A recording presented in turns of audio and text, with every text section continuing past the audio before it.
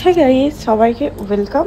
আর আজকে আমরা যাচ্ছি তারাপীঠ। তো সবাই দেখছো গাড়িতে উঠে পড়েছি।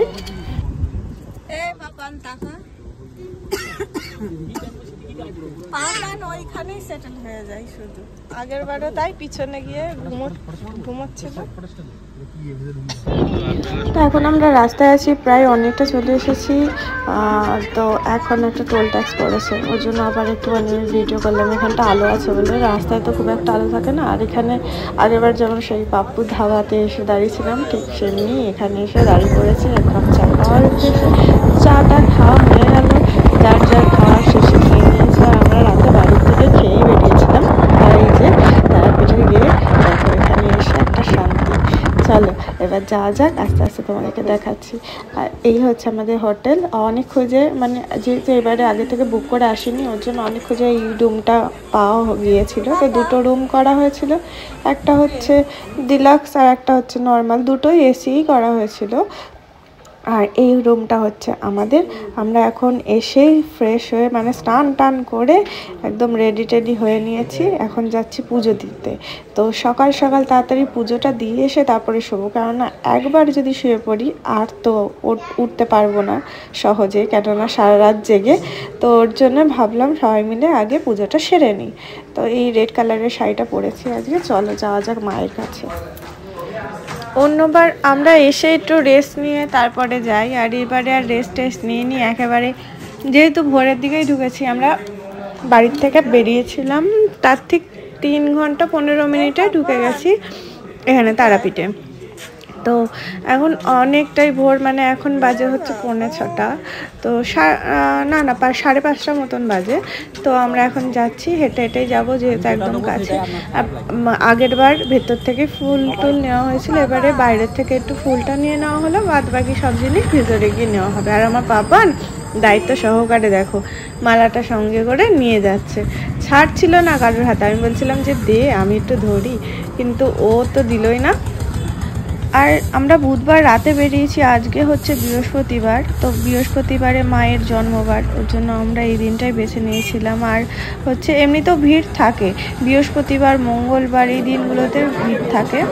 আমরা এই দেখো মায়ের মন্দিরের সামনে চলে বসেছি। এবার শুধু জুতোর ঘরে জুতো রাখবো, ব্যাস শুধু যাবো। এবার চলে দেখো আমরা চলেও এসেছি মায়ের মন্দিরে। আর মানে এত সকালেও দেখো অনেক লোক। আর ভিড়ও ছিল প্রচুর, আমরা দেখেছি। একবার প্রণাম করে এবার আমরা সব ডালা টালা সব কিছু নিয়ে নেব। আর এই দেখো ভিড়গুলো তোমাদেরকে শুধু দেখায়, দেখো কত ভিড়। ওই উপরে দিয়ে যাচ্ছে লোকজন সব। ওরা তার মানে ওই 4:45 নাগাদ এসে লাইন দিয়েছে, তো এত দূর গিয়েছে। তো আমরা হচ্ছে পাপি মানুষ, লাইন টাইন দেবো না, যাই হোক ভিআইপি লাইনেই চলে যাব। আর কেন বলো তো, যাওয়া যায়, যদি একা থাকে তাহলে যাওয়া যায়। এবার ছেলে আছে তো না, ও তো দাঁড়াতেই চায় না।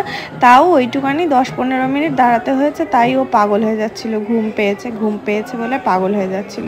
আর আমি ভাবছিলাম ওখানে হয়তো পাঠা বলি দিচ্ছে, তো গিয়ে দেখি না দিচ্ছে না, ওটা এমনিই পুজো করছিল ওই জায়গাটায়। আর এখানে দাঁড়িয়েছিলাম, ওরা সব নাম গোত্র সব কিছু লেখালেখি করছিল। চলো দেখতে থাকো তোমরা একটু আমাদের সঙ্গে, তোমরাও উপভোগ করো। ওখানে দেখো মামনি বসে আছে, আর বাবা হচ্ছে ডালাটা নিচ্ছে, ভাইও আছে ওখানে। আর আমরা দেখো এবার ডালা টালা নিচ্ছিলাম। তো মায়ের সব কিছু গুছিয়ে দিচ্ছিল এখানে। আর সবারই একটা করে মালা। আর পাপানের গালে এই র্যাশগুলো কি হয়েছে কি জানি, কিছুতেই কমছে না, এরকম একটা র্যাশ হয়েই আছে। তো অনেক দিন ধরেই হয়ে আছে, কমে আর না। আর আমার পাপান জানো তো খুব ঠাকুর ভক্ত, ওই এক ফোঁটাও ঘুমোয়নি। আর গাড়িতে আস্তে আস্তে একটুখানি ঘুমিয়েছিল, ব্যাস এখানে এসে আর ঘুমোয়নি। আগের বারও তাই, এসে সবে শুয়েছে, একটু ঘুমিয়েছে, আমি ডাকতেই আবার উঠে গিয়েছে। আর ওখানে দেখলে আমরা লাইন টাইন দিয়ে ফোন টোন জমা রেখে যেতে হয়েছিল, যেহেতু নিয়মে ছিল না। গতবার তোমাদেরকে দেখাতে পেরেছিলাম, এবারে তার দেখাতে পারিনি, কেননা অ্যালাউ ছিল না ফোন ওখানে। তো আমাদের পুজো টুজো দেওয়া কমপ্লিট। এবারে ঠাকুরমশাই এখানে আমাদেরকে শান্তির জল ছিটিয়ে দিচ্ছে, তারপরে প্রসাদ দেবে, বাবার প্রসাদ। তো চলো, আগের বার খেয়ে মুখ বিকৃতি করেছিলাম, এবারও তাই ওই রকমই সেম টু সেম ওই রকমই হয়েছিল। কিন্তু আমার ফোনটাই হচ্ছে মানে ফুল স্টোর হয়ে গেছিলো, তো লাস্টে একটুকুনি আর ভিডিও করা হয়নি, কেননা স্টোরেজ ফুল হয়ে গেছিলো পুরো।